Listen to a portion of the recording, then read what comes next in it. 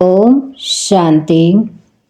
28 जनवरी 2026 के ईश्वरीय मधुर महावाक्य हैं। सुनते हैं आज की मधुर मुरली। बाबा ने कहा है, मीठे बच्चे, मोस्ट विलबेड बाबा आए हैं। तुम बच्चों को विश्व का मालिक बनाने तुम उनकी श्रीमत पर चलो। प्रश्न है, मनुष्य परमात्मा के बारे में कौन सी दो बातें एक दूसरे से भिन्न बोलते हैं? उत्तर है, एक ओर कहते परमात्मा अखंड ज्योति है और दूसरी ओर कहते वह तो नाम रूप से न्यारा है। यह दोनों बातें एक दूसरे से भिन्न हो जाती हैं। यथार्थ रूप से न जानने कारण ही पतित बनते जाते हैं। बाप जब आते हैं तो अपनी सही पहचान देते हैं। गीत है, मरना तेरी गली में, जीना तेरी गली में। ओम शांति। बच्चों ने गीत सुना। जब कोई मरते हैं तो बाप के पास जन्म लेंगे। कहने में यही आता है कि बाप के पास जन्म लिया, माँ का नाम नहीं लेंगे। बधाइयाँ बाप को दी जाती हैं। अभी तुम बच्चे जानते हो हम आत्माएं हैं।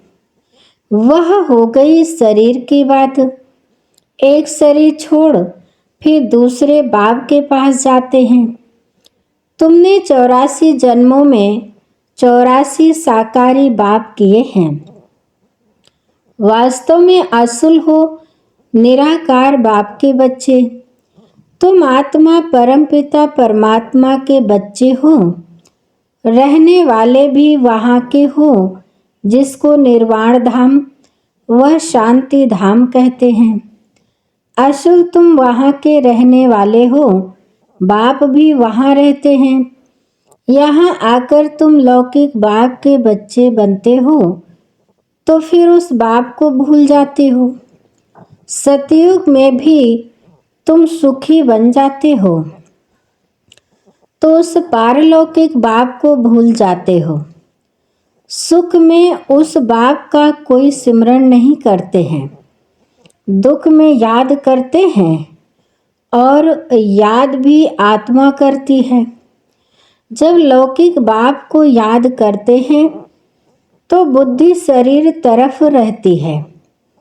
यह बाबा उनको याद करेंगे तो कहेंगे, ओ बाबा। है दोनों बाबा। राइट अक्षर बाबा ही है। यह भी फादर, वह भी फादर। आत्मा उस रूहानी बाप को याद करती है तो बुद्धि वहाँ जाती है। यह बाप बैठ बच्चों को समझाते हैं। अभी तुम यह जानते हो बाबा आया हुआ है, हमको अपना बनाया है। बाप कहते हैं, पहले पहले हमने तुमको स्वर्ग में भेजा। तुम बहुत बहुत साहूकार थे। फिर 84 जन्म ले ड्रामा प्लान अनुसार अभी तुम दुखी हुए हो। अब ड्रामा अनुसार पुरानी दुनिया खत्म होनी है। तुम्हारी आत्मा और शरीर रूपी वस्त्र शतो प्रधान थे। फिर गोल्डन एज से सिल्वर एज में आत्मा आई तो शरीर भी सिल्वर एज में आया, फिर कॉपर एज में आया। अभी तो तुम्हारी आत्मा बिल्कुल ही पतित हो गई है तो शरीर भी पतित है। जैसे 14 कैरेट का सोना कोई पसंद नहीं करते हैं, काला पड़ जाता है। तुम भी अभी काले आयरन एजेड बन गए हो।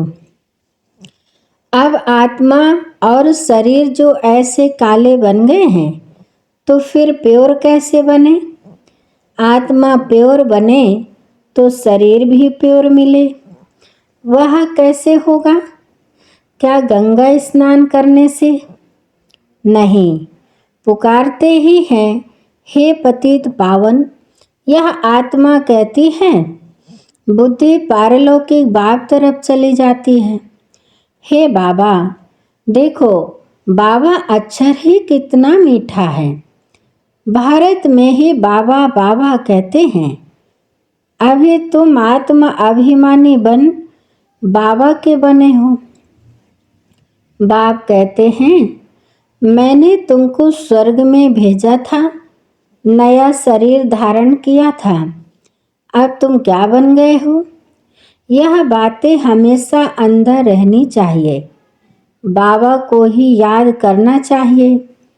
याद भी करते हैं ना, हे बाबा, हम आत्माएं पतित बन गई हैं, अब आप आकर पावन बनाओ। ड्रामा में भी यह पार्ट है, तब तो बुलाते हैं। ड्रामा प्लान अनुसार आएंगे भी तब, जब पुरानी दुनिया से नई बननी है तो जरूर संगम पर ही आएंगे।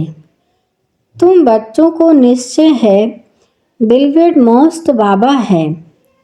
कहते भी हैं स्वीट स्वीटर स्वीटेस्ट।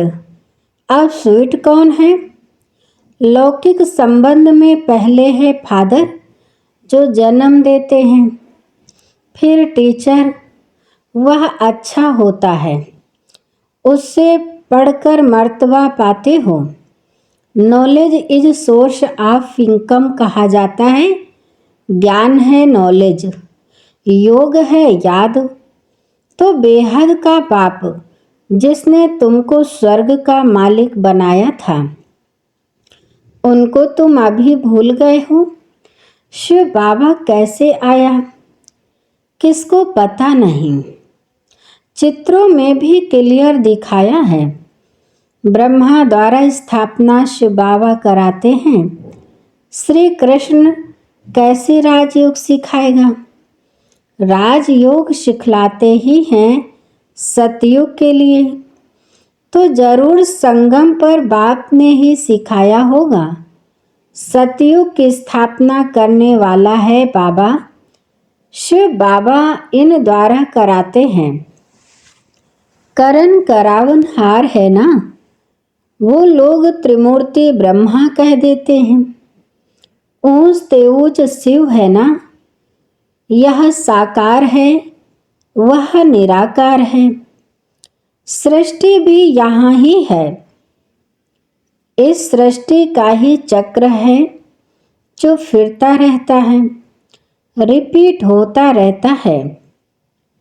सूक्ष्म वतन की सृष्टि का चक्र नहीं गाया जाता है।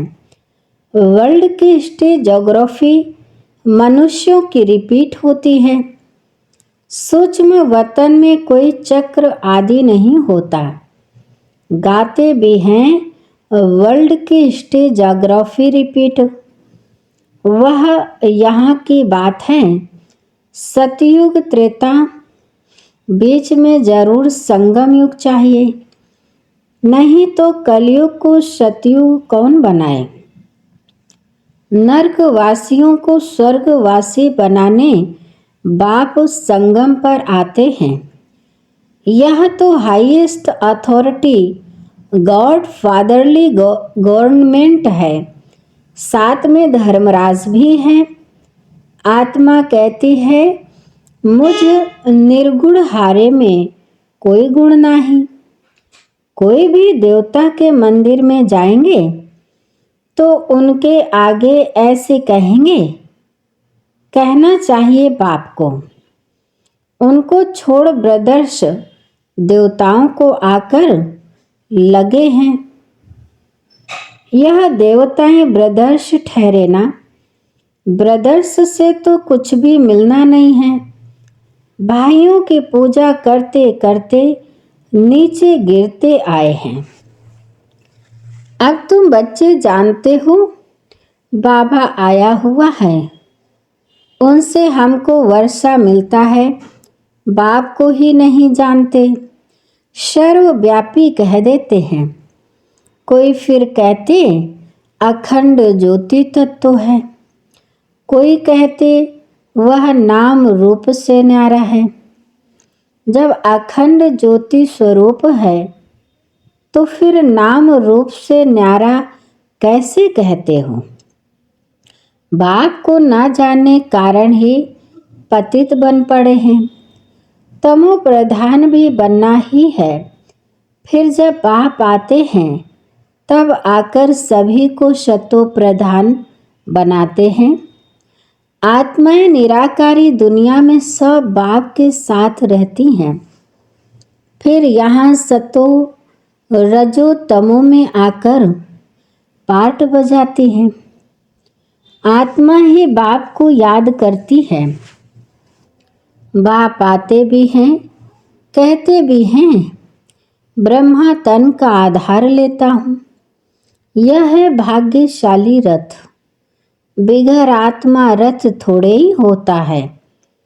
अभी तुम बच्चों को समझाया है। यह है ज्ञान की वर्षा, नॉलेज है।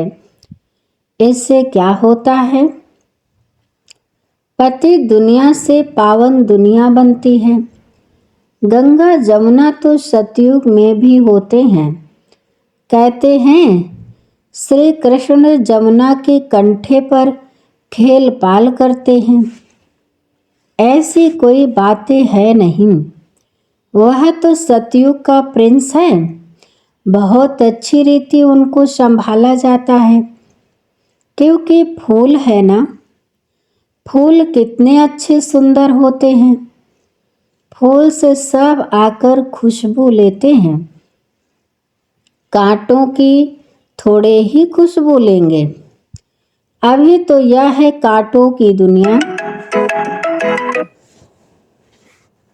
कांटों के जंगल को बाप आकर गार्डन ऑफ फ्लावर बनाते हैं। इसलिए उनका नाम बबुलनाथ भी रख दिया है। कांटों को बैठ फूल बनाते हैं, इसलिए महिमा गाते हैं। कांटों को फूल बनाने वाले बाबा। अब तुम बच्चों का बाप के साथ कितना लव होना चाहिए। वो लौकिक बाप तो तुमको गटर में डालते हैं। यह बाप 21 जन्मों के लिए तुमको गटर से निकाल पावन बनाते हैं। वह तुमको पतित बनाते हैं। तब तो लौकिक बाप होते भी पारलौकिक बाप को आत्मा याद करती है। अभी तुम जानते हो आधा कल्प बाप को याद किया है। बाप आते भी जरूर हैं। शिव जयंती मनाते हैं ना। तुम जानते हो हम बेहद के बाप के बने हैं। अभी हमारा संबंध उनसे भी है तो लौकिक से भी है। पारलौकिक बाप को याद करने से तुम पावन बनेंगे। आत्मा जानती है वह हमारा लौकिक और यह पारलौकिक बाप है। भक्ति मार्ग में भी यह आत्मा जानती है। तब तो कहते हैं हे भगवान, ओ गॉड फादर। अविनाशी फादर को याद करते हैं। वह बाप आकर हेवन स्थापन करते हैं। यह किसको पता नहीं है। शास्त्रों में तो युगों की आयु भी बहुत लंबी चौड़ी लिख दी है। यह किसके ख्याल में नहीं आता कि बाप आते ही हैं पतितों को पावन बनाने। तो जरूर संगम पर आएंगे। कल्प के आयु लाखों वर्ष लिख मनुष्यों को बिल्कुल घोर अंधियारे में डाल दिया है। धक्के खाते रहते हैं। बाप को पाने के लिए कहते हैं जो बहुत भक्ति करते हैं तो भगवान मिलता है। सबसे जास्ती भक्ति करने वाले को जरूर पहले मिलना चाहिए। बाप ने हिसाब भी बताया है। सबसे पहले भक्ति तुम करते हो तो तुमको ही पहले पहले भगवान द्वारा ज्ञान मिलना चाहिए। जो फिर तुम ही नई दुनिया में राज्य करो।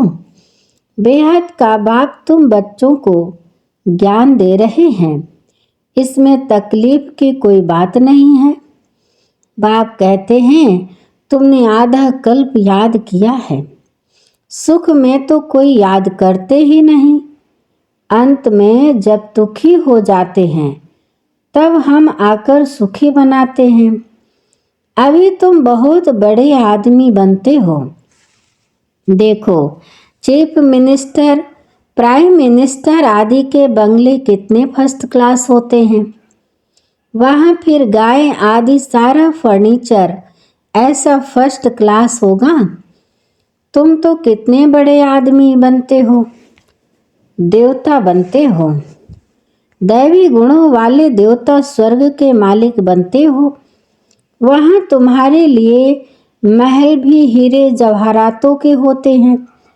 वहाँ तुम्हारा फर्नीचर सोने के जड़ित का फर्स्ट क्लास होगा। यहाँ तो झूले आदि सब बेगरी हैं। वहाँ तो फर्स्ट क्लास हीरे जवाहरातों की सब चीजें होंगी। यह है रुद्र ज्ञान यज्ञ। शिव को रुद्र भी कहते हैं। जब भक्ति पूरी होती है तो फिर भगवान रुद्र यज्ञ रचते हैं। सतयुग में यज्ञ अथवा भक्ति की बात ही नहीं। इस समय ही बाप यह अविनाशी रुद्र ज्ञान यज्ञ रचते हैं, जिसका फिर बाद में गायन चलता है। भक्ति सदैव तो नहीं चलती रहेगी। भक्ति और ज्ञान, भक्ति है रात, ज्ञान है दिन। बाप आकर दिन बनाते हैं तो बच्चों का बाप के साथ कितना लव होना चाहिए। बाबा हमको विश्व का मालिक बनाते हैं। मोस्ट विलबेड बाबा हैं, उनसे ज़्यादा प्यारी वस्तु कोई हो ना सके। आधा कल्प से याद करते आए हो, बाबा आकर हमारे दुख हरो। अब बाबा आए हैं, समझाते हैं तुमको अपने गृहस्थ व्यवहार में तो रहना ही है। यहाँ बाबा पास कहाँ तक बैठेंगे। बाप के साथ तो परम धाम में ही रह सकते। यहाँ इतने सब बच्चे तो नहीं रह सकते। टीचर सवाल कैसे पूछेंगे, लाउड स्पीकर पर रिस्पॉन्ड कैसे दे सकेंगे। इसलिए थोड़े थोड़े स्टूडेंट्स को पढ़ाते हैं। कॉलेज तो बहुत होते हैं, फिर सबके इम्तहान होते हैं, लिस्ट निकलती है। यहाँ तो एक ही बाप पढ़ाते हैं। यह भी समझाना चाहिए, दुख में सिमरन सब उस पारलौकिक बाप का करते हैं। अब यह बाप आया हुआ है। महाभारी महाभारत लड़ाई भी सामने खड़ी है। वह समझते हैं महाभारत लड़ाई में श्री कृष्ण आया। यह तो हो न सके, बेचारे मूंझे हुए हैं ना। फिर भी कृष्ण कृष्ण याद करते रहते हैं। अब मोस्ट विलबेड शिव भी है तो श्री कृष्ण भी है, परंतु वह है निराकार, वह है साकार। निराकार बाप सब आत्माओं का बाप है दोनों मोस्ट विलबेड। श्री कृष्ण भी विश्व का मालिक है ना। अभी तुम जज कर सकते हो जास्ती प्यारा कौन। शिव बाबा ही तो ऐसा लायक बनाते हैं ना। श्री कृष्ण क्या करते हैं, बाप ही तो उनको ऐसा बनाते हैं। तो गायन भी जास्ती उस बाप का होना चाहिए। शंकर का डांस दिखाते हैं, वास्तव में डांस शादी की तो बात नहीं। बाप ने समझाया है तुम सब पार्वतियां हो। यह शिव अमरनाथ तुमको कथा सुना रहे हैं। वह है वाइसलेस वर्ल्ड, विकार की बात नहीं। बाप विकारी दुनिया थोड़े ही रचेंगे। विकार में ही दुख है। मनुष्य हठ योग आदि बहुत सीखते हैं, गुफाओं में जाकर बैठते हैं, आग से भी चले जाते हैं, रिद्धि सिद्धि भी बहुत है, जादूगरी से बहुत चीजों को निकालते हैं। भगवान को भी जादूगर, रत्नागर, सौदागर कहते हैं, तो जरूर चैतन्य है ना। कहते भी हैं मैं आता हूँ, जादूगर है ना। मनुष्य को देवता, बेगर से प्रिंस बनाते हैं। ऐसा जादू कभी देखा? अच्छा, अभी बाबा बच्चों से नमस्ते करते हैं। मीठे मीठे शिकिलदे बच्चों प्रति माता पिता बाप दादा का याद प्यार और गुड मॉर्निंग। रूहानी बाप की रूहानी बच्चों को नमस्ते। हम रूहानी बच्चों की रूहानी माता पिता बाप दादा को याद प्यार नमस्ते नमस्ते नमस्ते। शुक्रिया बाप दादा। धारणा के लिए मुख्य सार नंबर 1, फूलों के बगीचे में चलना है, इसलिए खुशबूदार फूल बनना है। किसी को भी दुख नहीं देना है। एक पारलौकिक बाप से सर्व संबंध जोड़ने हैं। नंबर 2, शिव बाबा प्यारे से प्यारा है, उस एक को ही प्यार करना है। सुखदाता बाप को याद करना है। वरदान है, किसी की कमी कमजोरी को ना देख, अपने गुण व शक्तियों का सहयोग देने वाले मास्टर दाता भव। किसी की कमी कमजोरी को ना देख, अपने गुण व शक्तियों का सहयोग देने वाले मास्टर दाता भव। विस्तार है, मास्टर दाता वह है जो सदा इसी रूहानी भावना में रहते कि सर्व रूहें हमारे समान वर्षे के अधिकारी बन जाएं। किसी की भी कमी कमजोरी को ना देख, वे अपने धारण किए हुए गुणों का शक्तियों का सहयोग देते हैं। यह ऐसा है ही, इस भावना के बजाय मैं इसको भी बाप समान बनाऊं, यह शुभ भावना हो। साथ साथ यही श्रेष्ठ कामना हो कि यह सर्व आत्माएं कंगाल, दुखी, अशांत से सदा शांत, सुख रूप माला माल बन जाएं। तब कहेंगे मास्टर दाता। स्लोगन है, मनसा वाचा कर्मणा, सेवा करने वाले ही निरंतर सेवाधारी हैं। उनके हर श्वास में सेवा समाई हुई है। मनसा वाचा कर्मणा, सेवा करने वाले ही निरंतर सेवाधारी हैं। उनके हर श्वास में सेवा समाई हुई है। आज की मुरली के अव्यक्ति सारे हैं। पहले अपनी देह से, देह के संबंध से और पुरानी दुनिया की स्मृति से मुक्त बनो। जब इस मुक्ति की अवस्था का अनुभव करेंगे, तब मुक्त होने के बाद जीवन मुक्ति का अनुभव स्वतः होगा। तो चेक करो, जीवन में रहते हुए देह के संबंध और पुरानी दुनिया के आकर्षण से कहाँ तक मुक्त बने हैं। अच्छा, आज की मुरली यहीं पर समाप्त होती है। मीठे मीठे प्यारे प्यारे शिव बाप दादा को बहुत बहुत दिल से शुक्रिया, और आप सभी महान आत्माओं को भी दिल से धन्यवाद। ओम शांति शांति।